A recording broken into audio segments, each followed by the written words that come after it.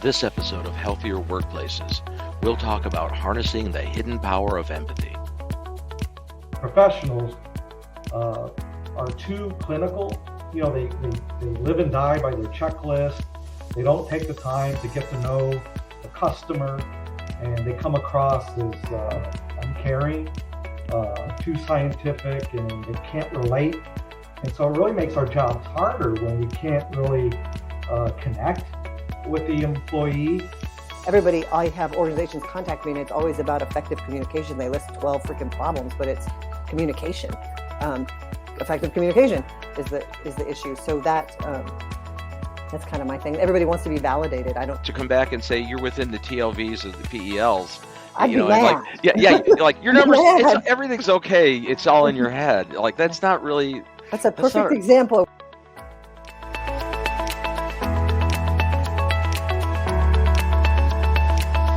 Welcome to the Healthier Workplaces Show, a program dedicated to highlighting the efforts of industry professionals who protect our workers and their communities from occupational and environmental hazards. I'm Bob Krell, founder and publisher of Healthy Indoors magazine, and your host for this new program from AIHA. This week's guests are Tim Paz, who serves as the National Industrial Hygiene Program Manager for a federal agency, and Amy McCae, a nationally recognized consultant specializing in empathetic leadership and mindfulness. The May 2022 issue of The Synergist featured a cover story on harnessing the hidden power of empathy and how it can lead to effective leadership and greater compassion from OEHS professionals. In the article, authors Tim Paz and Amy McCae take a deep dive into why you need to be thinking both strategically and empathetically about your audience and why it matters to them when you deliver a message. They included their empathy cheat sheet, which can be used as a simple guide for increasing your empathy skills, both in the workplace and your daily life. When we come back, we'll sit down with Tim Paz and Amy McCae to discuss the important role empathy plays in making connections with others and how it can benefit you and your organization. Stay with us.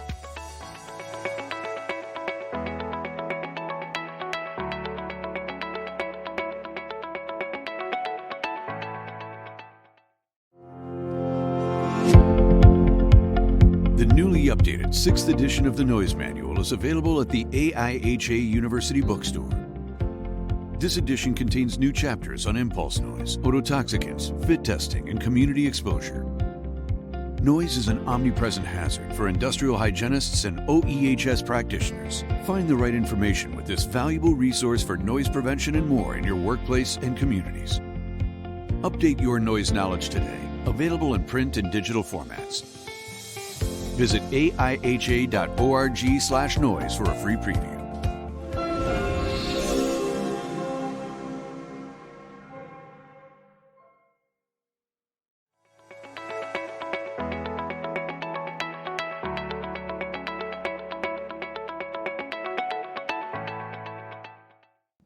Being in the indoor environmental community for, I've been there 36 years, I hate to admit. Communication's always been a big thing between the consultants and the clients for sure, but even between the various sectors, the various silos. When you have the consultant and maybe if there's some remediation work being done or that sort of thing where you have a contractor involved or contractors, and other people you have to communicate to, there always seems to be this difference of language that we use, right? I mean, the different disciplines have different emotional triggers, and we tend to say different things. And some of the higher educated people tend to use a lot of acronyms. I see too, which sometimes that's off-putting. Yeah, I mean, try to explain Stachybotrys to the homeowner, and they're like, huh? All they know is they got. Well, all they know is toxic black mold, that's right. Another horror in the industry that that shouldn't be there. Miscommunication.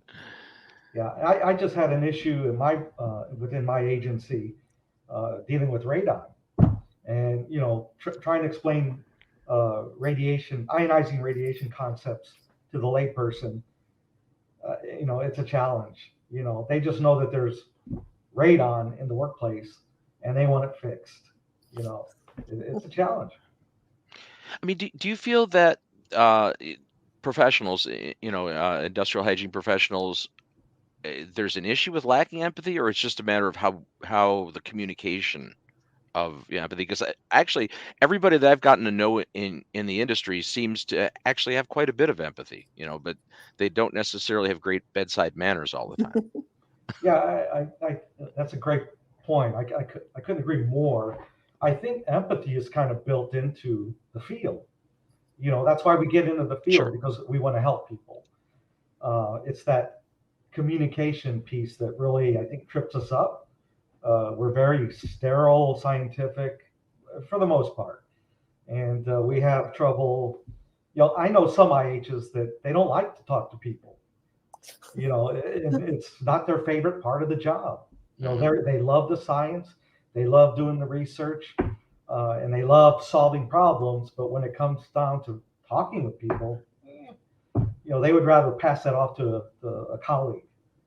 Interestingly enough, but I think communication is the biggest hurdle we have. And even going back to empathy, I still think that there's improvement in empathy amongst the general industrial hygiene community that is lacking. Well, let's break that into two things, because obviously the communication skill is important, but you just the empathy itself. So you think that's a skill that needs to be enhanced? Amy, Yeah, yeah. Well, obviously, we see that not just in your industry, but we have this great resignation taking place in the United States. So we have this huge issue of people being pretty ticked off and frustrated that they're not getting their needs met, and we just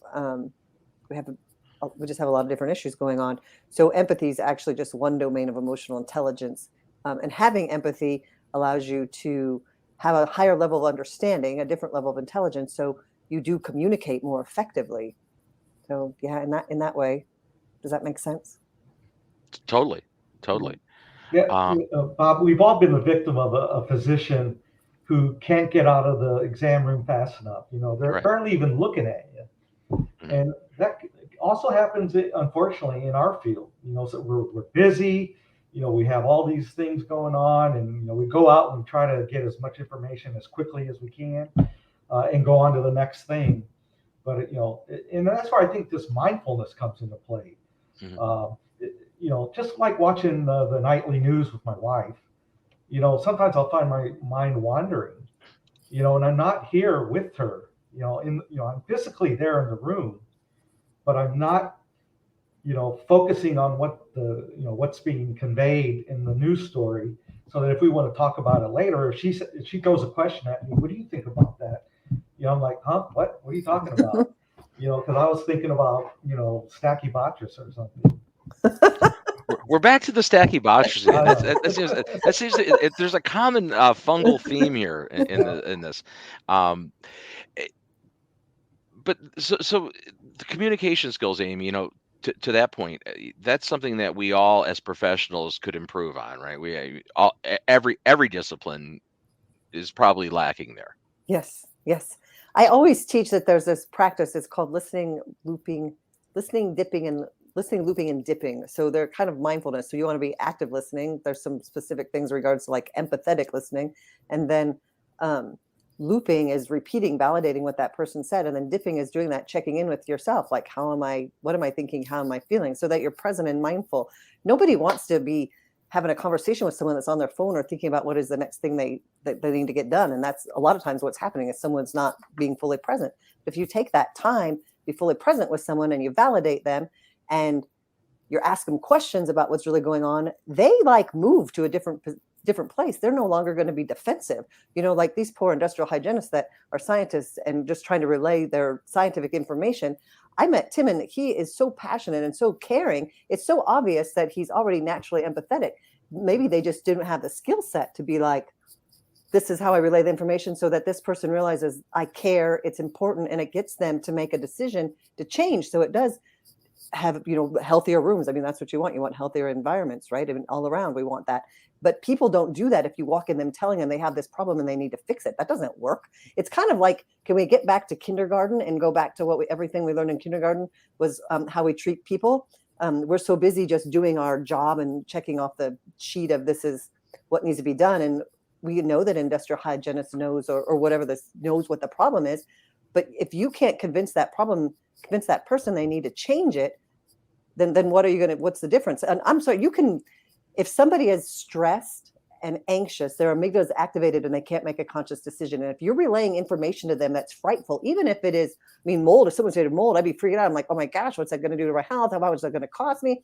Like, I'm not going to be in a position that I make a conscious decision. I might be like, what in the world? What the hell are you talking about? To be quite frank, I might be really defensive about it.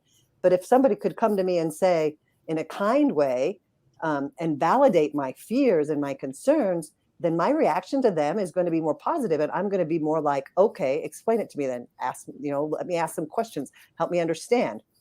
And then you get the result that you want, where that company or that person in charge, that contractor, makes the decision to do something different. So it's important then, from your perspective, that maybe the first thing that the professional needs to convey is that feeling of empathy, is that making that connection, right? Making that personal connection, as opposed to just spitting out numerical data. Yeah. Well, and you can tell a story. We always talk about that. And the sheet gives Tim can give some very specific things about how you face them, how you do, there's just some specific body actions, and then there's some specific words you can use. And I always say, tell a story, because people always relate to a story like, hey, sure. Yeah, I had this happen to me, and this is what happened. And if you have some hero's journey where somebody struggled and overcame it, people love it. Again, it's empathy. I relate to what they're going on, and then they soften. It's like people soften, are like, okay, I'm going to be a little bit more receptive to what you have to say then. And validate them. Yeah, this does suck, or whatever. This isn't ideal. Well, and often you're coming into so many varied situations where there is maybe a potential medical issue, or again, if you're dealing with somebody, loss of value of their property, or any number of things that are very emotionally triggering for people, right? That you're dealing with often in these cases. So Tim, to that. Let's go back to the list and how the list actually, how would a professional use that? Well, we kind of divvied it up into sections. So the first part is at the beginning, or even before you go out and do your interview with the employer, whatever the interaction is. You set up a time. You make sure that you go through the right chain of command. If there's a hierarchy in your organization, you make sure that the time is good for them. If you're running late, you let them know in advance that you're running late, that kind of a thing. But you also want to let them know what the purpose of the interaction is, so that they don't have all these concerns about, am I going to get in trouble, that kind of a thing. And that's how we do it. Once you're out there with the person, then we kind of break it down into those types of questions. You listen, like Amy mentioned earlier. You listen empathetically and strategically. You validate what they're saying. You repeat back. What I'm hearing is, we also talk about the beginner's mind. When you have as much experience as someone like you in indoor air quality, how many people do you know go into investigation? They've already predetermined in their mind, 75% of the time it's ventilation. It could be the one time that it's something else. It's maybe the carpeting, off-gassing formaldehyde or something. So, and Amy can talk to this, the beginner's mind. You go in as if it's your first indoor air quality investigation you've ever done. That kind of a thing. And so you're open to endless possibilities, and you remove as much bias as you possibly. You'll always have that professional bias that 30 years of experience brings.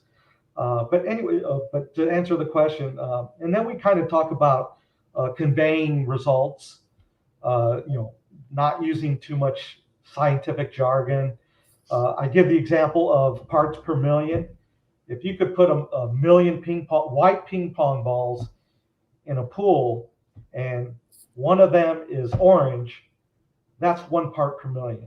So that gives the employee something visually that they can interpret. Well, what does 1 part per million mean, or 5 part per million? So sometimes it helps to give a visual, and also just be empathetic. What if you were on the other, you were on the other end of the conversation, and I'm telling you that, yeah, there's an overexposure of benzene occurring, but we're going to fix it, and this is how we're going to do it. It's not acceptable, uh, and our leadership is fully aware of this. They're supportive, and this is what we're going to do. You give them some actions that are going to happen when they're going to happen, and you're taking it seriously. That kind of a thing. You show them that. We're showing them you care. Exactly. I mean, you're there actually trying to help resolve the issue for them. But that's how the checklist is kind of categorized into sections. We've bounced around here between workplace and actually homeowner. A couple of homeowner analogies jumped in there too, because actually many people in your career field, right, Tim, are dealing with professionals in other aspects. They're dealing with employees. They're dealing with and often ones that are in private sector are dealing with a whole plethora of different types of clients, right, from Mr. and Mrs. Smith to a big industrial complex. So how do you frame that, Amy, when you're what are really a couple of key areas that an industrial hygiene professional and IH professional should be considering when they're making that initial warm contact with the person that they're going to be working with? Well, Tim's going to be better at answering this specifically, but I'm very much so keeping it, cultivate compassion and curiosity, set an intention, be mindful, and cultivate compassion and curiosity, like as an overall theme to what you're going to do. And then Tim would be better at listing like the very specifics for those. I'm not an industrial hygienist, but really it's be intentional, be mindful, like before you go to meet somebody, before when you're sitting there, be mindful before you go to meet. And then if you could just keep in mind to cultivate curiosity and compassion, that's asking questions, that's being nice. These are really basic things. Remembering that beginner's mind, they're not where you are. You have something, we always have something we can learn. I mean, there's never a time when there's not an opportunity to learn, to be able to have that sort of mindset.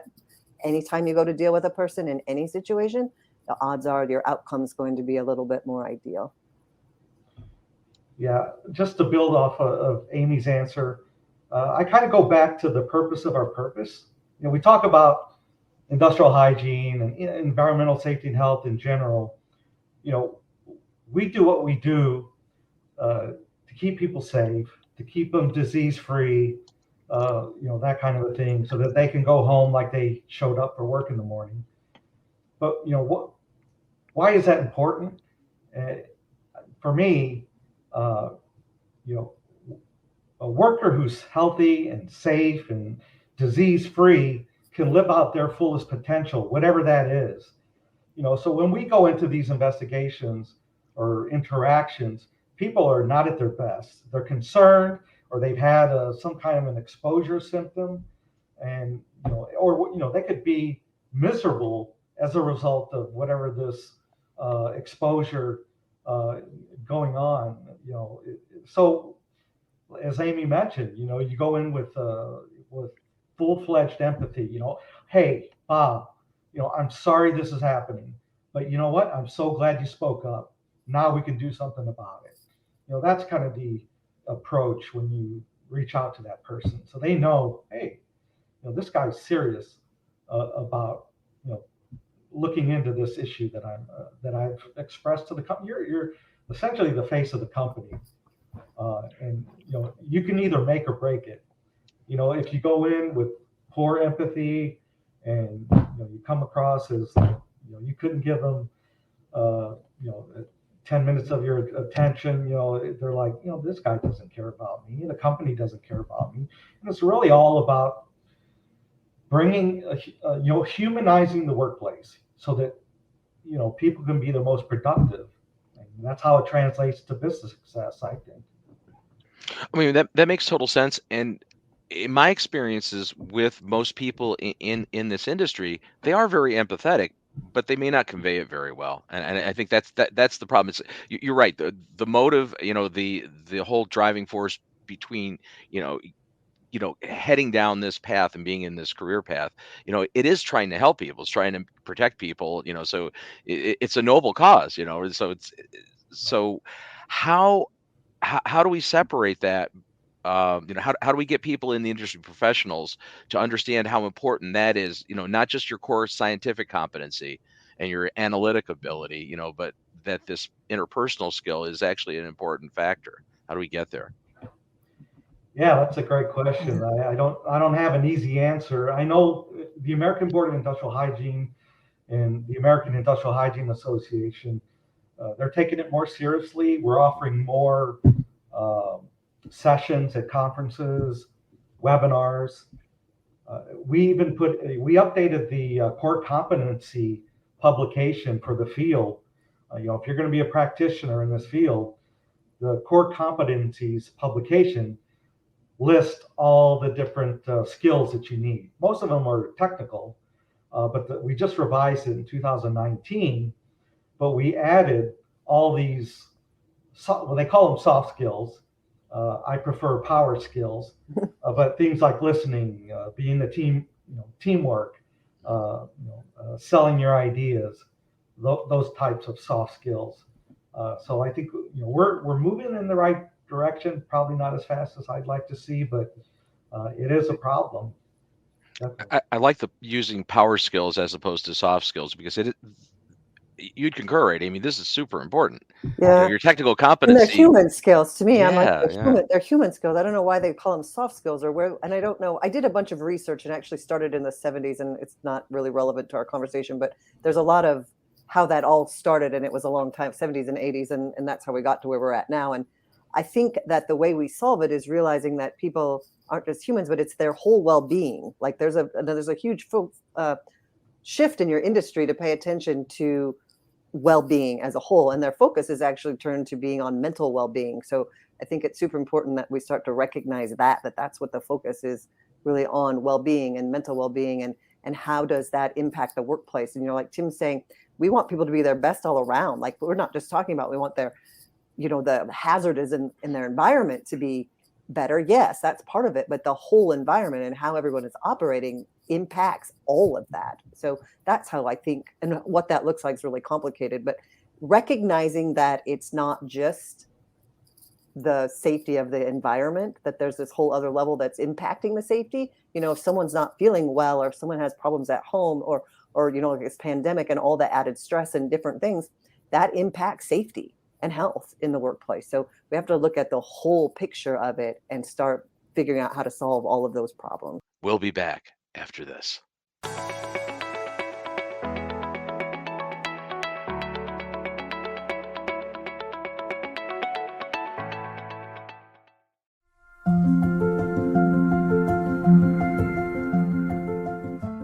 In today's shifting work environment, it can be tough to schedule in a half or full day professional development course, or PDC, not to mention the time needed to travel to and from the classroom.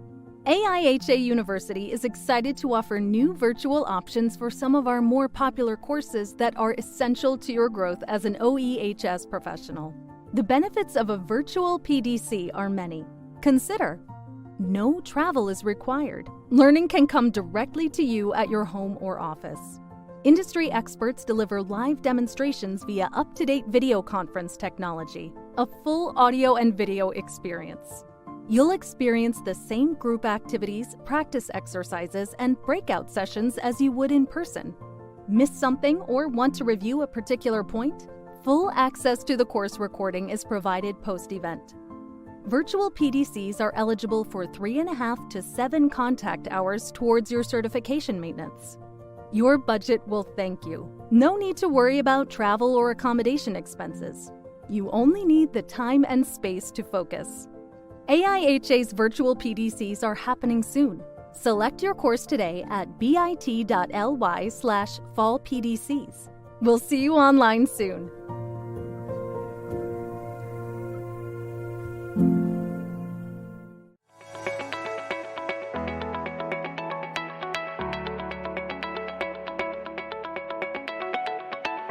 This is really important, right? I mean, having the ability to make that connection when you're doing field work and you're out there actually dealing with the public or an employee is key, right? I mean, Tim, would you rate that as almost as important as your core competencies?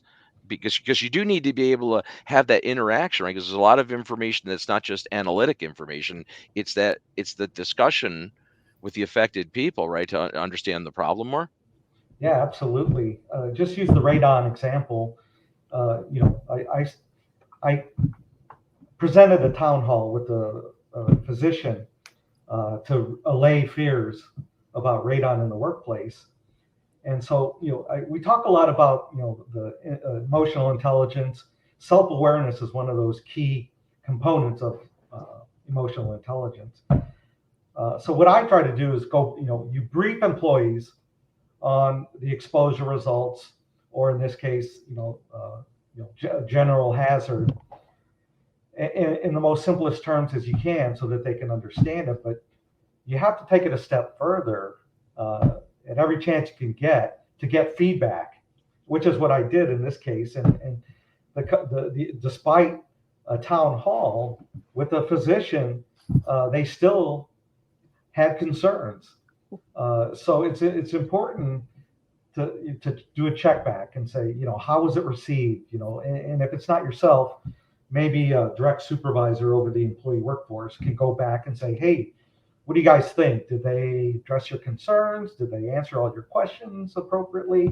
And here I thought we knocked it out of the park, but the bottom line is, if you didn't convey the information and they're not, okay with kind of what's going on, and they still have concerns, then you got more work to do.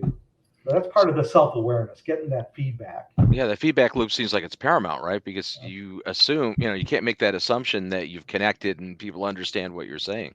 Right. You did all this work, exposure, you went and got the sampling media, you went out and you did the sampling, you interpreted the results, you came out with the report, you took time to brief the employees, you brought a physician in to help you convey the information and address questions, and all that work, maybe it didn't, take care of, the bottom line is, you want, even if the hazard is what we would call it at an acceptable level, if the employees are still concerned, then, there's still some work to do, even if it's just going back and, visiting the employee. So this is a remote location, so I'm going to go back and take a trip and you do FaceTime.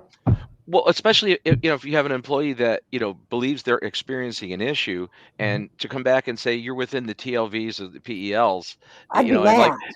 like your I'd be numbers, mad. everything's okay, it's all in your head. Like that's not really. That's a That's perfect not example of where someone's not getting validated and there's no empathy. The perfect example. exactly, and maybe analytically you're okay, but those things are still generalizations, right? There's outliers. There's people that have different susceptibilities that isn't the normal. Isn't the norm. Yeah. Yeah. Hey, Bob, one time I had a case where I did wood sampling in carpentry shops at a former agency. And interestingly enough, the exposure levels were below the PEL, but above the TLV for wood dust. And so it was like, well, the good news is, but the bad news is that we're not quite there. And so we need to, I need you to help me work, find out what can we do more to lower the levels even more. So this was a case where we wanted the employees to take it a little more seriously, because wood dust, they bathe in the wood dust. They don't see it as a carcinogen.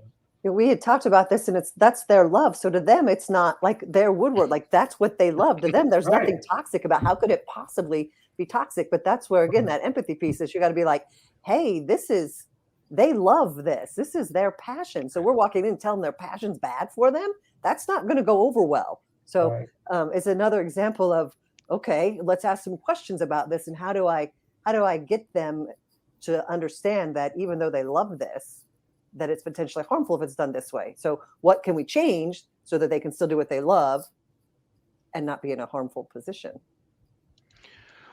Well, the other situation is when you get into a volatile situation, right? You come in as a professional where there's already some major labor dispute, or workers' comp claims, or any number of things like that. So do you handle that different, or is what happens with your approach? How would you change how you approach a situation that's already ratcheted up a bit? extra cautiously. But that's the case. I mean, professionals, occupational health and safety professionals, industrial hygienists, all of us in the industry that do this type of work periodically get brought into some really volatile situations.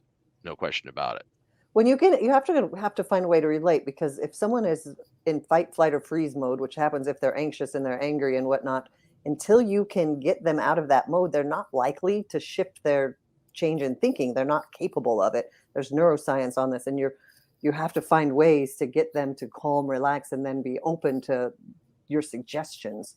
So, yeah, you have to find different, and there are different avenues. Telling a story is usually good, even if it's humorous or something, because then at least it gets them out of that thought. There's just a variety of different things that are like communication, like gentle things that help to twist them to come back around. But I've never met anybody that's like trying to tell someone to calm down. How well has that ever worked in the history of humankind? If someone's all stressed out and you're like, just calm down.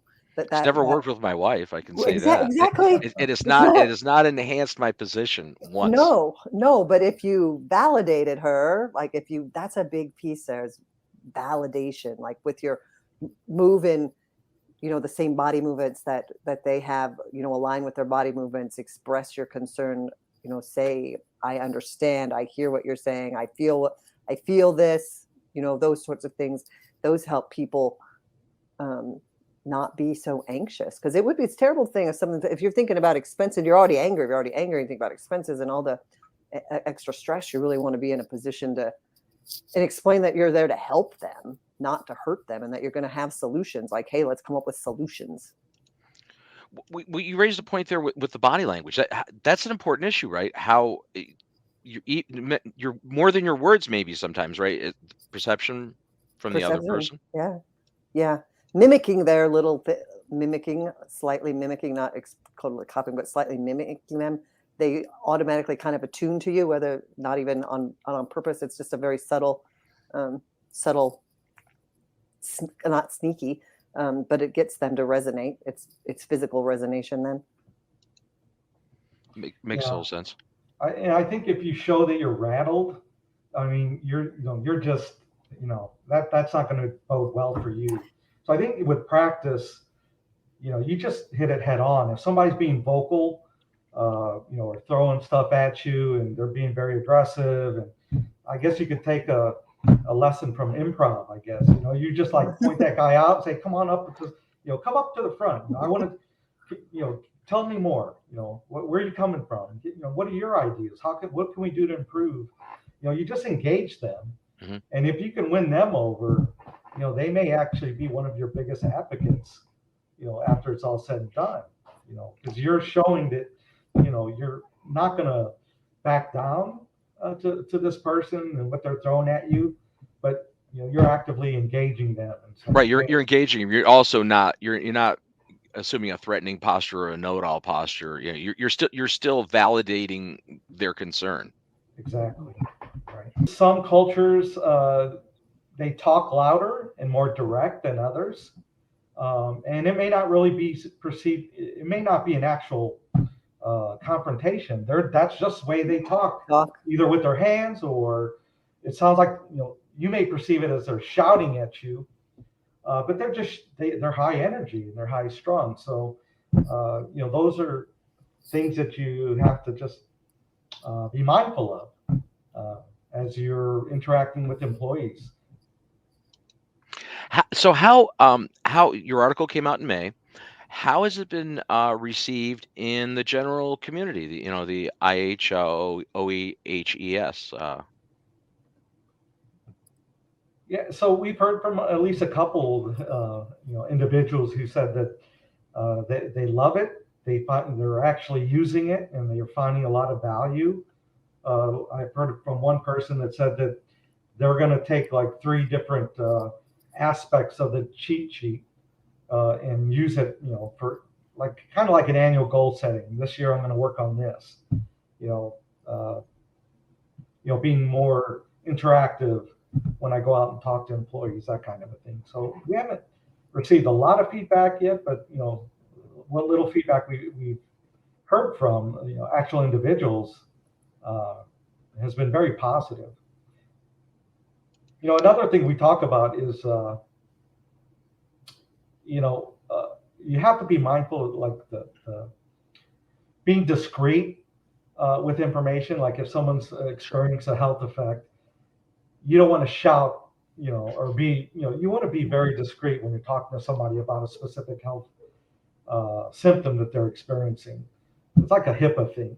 Sure. You want to be very mindful and make sure that you're not being too loud, or you're not disclosing too many details, either in a report or verbally, that kind of a thing. So it could really work against you if you're not careful with people's information.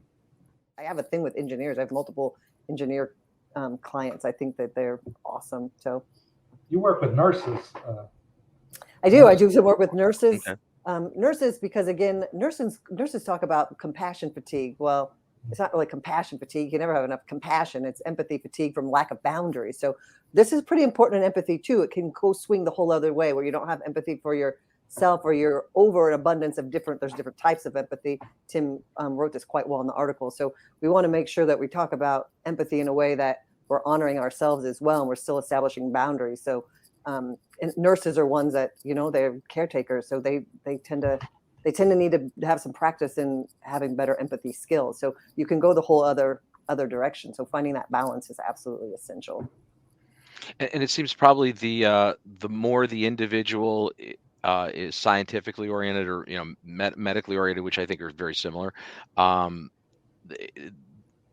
Is there often a disconnect from that empathy, from, or showing the empathy? Not necessarily that they don't have it, but are you seeing that in a lot of different disciplines where it's just, it's a challenge for them to, We're having an issue with burnout and anxiety right now. Like we had this pre-COVID, and the pandemic really made a mess. Like we have people trying to work from home, or still trying to homeschool, or inconsistent work schedule, school schedules now too. I just did some research on this, and so we're still seeing like the effects of this pandemic, and people living in fear, and the school system still not being the same, and women in particular really having a difficult time in the workplace. And we really we have a rise in suicide and like mental health, like an anxiety and all of these things. So we really, really, really need to focus on well-being, like mental well-being and emotional well-being. And again, emotional intelligence. How can we focus on mental well-being? And empathy is one domain of emotional intelligence. How can we focus on mental and emotional well-being if we're not even having any emotional intelligence at all, if we're not paying any attention? So we got to start somewhere, and we got to start by like, hey, what are we feeling? We're talking about empathy, but yet we got to say, hey, this is emotional intelligence. We got to deal with feelings and emotions if we're talking emotional intelligence, not just our thoughts about it and not just our research on it. We have to really start to do the hardcore work of actually knowing what we're feeling and what's going on, and how is it impacting us, and how can we make a more conscious choice. I think it's a leadership thing too. People at the top of the corporation need to be empathetic and see the importance of health and safety. That's part of that empathetic leadership thing we talk about.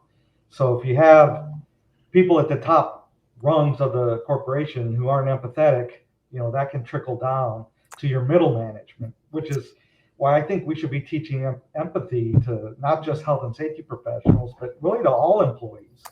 When I see this a whole lot, I'll give you an example. So I get hired by an organization because it's a huge bank, a national bank, and they hire me, and leadership doesn't sit in on these classes. They just think, well, this call center has the problem. It's the HR director that hires me. They're like, hey, these are the people that have the problem. We don't have the problem. Well, that doesn't solve the problem to be like, oh, here, we'll get you a little bit of help over here, but we're not going to do it. And another example is my 19-year-old works in a fabric store, and the customers that come in are so rude. They threaten to throw stuff at her because they have to wait. Well, they're short-staffed because corporate cut hours. So management can't do anything. And so you have customers, employees, management, and corporate, nobody understanding each other. There is a lack of communication on customers not getting right. And this looks like this in every industry. This is just at its simplest. This is one store in Omaha, Nebraska, that is a very simple. The customer's mad, the employee's being abused. management is stuck in the middle, not able to do it, and corporate's making a decision, not caring a dang about any of it. And they're going to see they're closing at 6:00 now. Like, this is a business is going to closing at 6:00 because they had to cut hours. So we're not looking at the whole picture. We don't have well-being. We don't have but customers aren't happy. We're cutting hours. We're cutting whatever. This is an example of one business, one industry that's going to fall apart. So, but how do you get to that core problem? Because you've got to from the top. They've got to recognize. Top's got to that issue. recognize, Yeah. right? When I think at the top, sometimes it's all about profit. So when I have to deal with a CEO, honestly, if I talk to them about profits and productivity, that's what gets, again, it's your audience, know your audience. If it's a CEO, they want products and then you have to tell them, hey, these people are exhausted. They're quitting. Like, you're not making any money. You're losing money. You're closing the store at 6:00. Like, you're closing the store at 6:00 instead of 9. Do you think that's going to pay off? So that's back to the communication skills and targeting your message to your audience. Because that's going to look different, right? Compared to that customer wants to hear something different than my daughter, who's the fabric, whatever she is. And then the manager wants a different needs, and their needs are different, right? Sure. Their needs are different. So the conversation you have is different. But I had switched to, during the pandemic, HR directors became so stressed out, you can't get an HR director on the phone. So I switched to trying to reach out to CEOs, but they're actually harder to, it's intriguing too, if you do the research, a lot of times you'll find that they actually, they think they have more self-awareness and empathy than everybody else, but the research shows that everybody underneath them doesn't think that. So getting them to see in a gentle way, in a private way as well, having some empathy. They're in a position where they have to be hard, right? They are the ones leading, and they have a whole enormous amount of responsibility to take care of all these people. So we have to be empathetic to their needs as well. But again, it's know your audience. Well, that's back to the feedback that Tim had, was mentioning earlier too. You perceive it's being self-aware it's a tough skill. Well, it can be really painful because self-awareness has all these benefits, but it's hard when you find out that you really have some bad habits, right? Sure. That's hard to have to admit that you don't do things as, to the degree that you thought you did in certain areas. So it might take a minute to figure that out. But, you come in and you have solutions like, hey, like, it's not that big of a deal. This is what the problem is, and there's a solution for it. Maybe we got here, but we don't have to stay here. Yeah, I read one publication on self-awareness, and they were saying that a lot of times the higher you move up the ranks in a corporation, the less self-awareness that you have.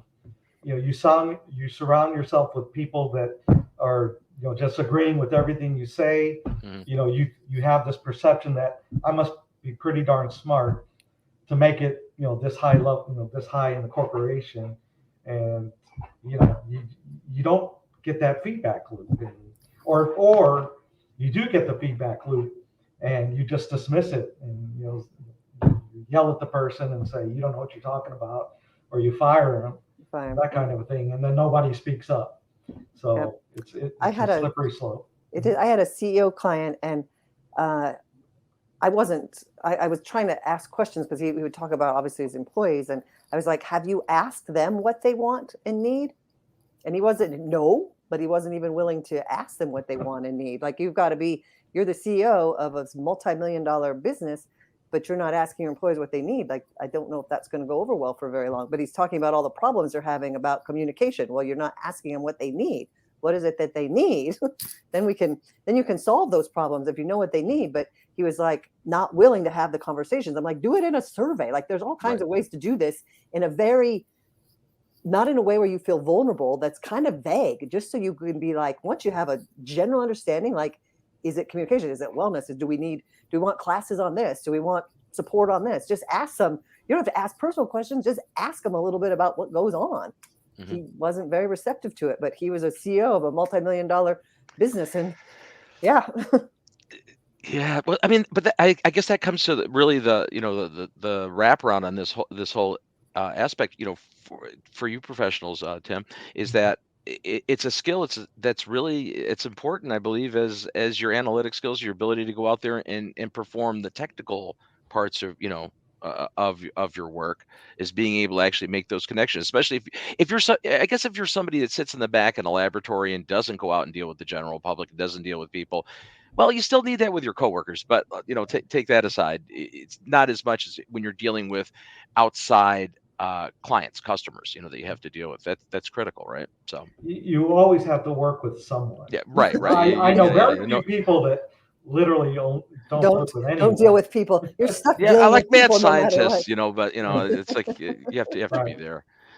Right. Well, listen, Tim and Amy, this has really been a great discussion. I wish we had more time to get into this, but thanks so very much for speaking with us today about this, I think, really important topic of being more focused on empathy, because certainly it's going to make us more impactful and actually do a better job of being able to do our jobs and being successful. Yeah, thanks for having us. Thank you. The title of the article is Harnessing the Hidden Powers of Empathy, and it was in the AIHA Synergist May 2022 edition. And we'll have the link for that available along with this broadcast. Thank you. So that's our show for this week. Next up, we discuss the topic of overcoming leadership challenges. Thanks again for watching. Until next time, I'm Bob Krell. Stay healthy.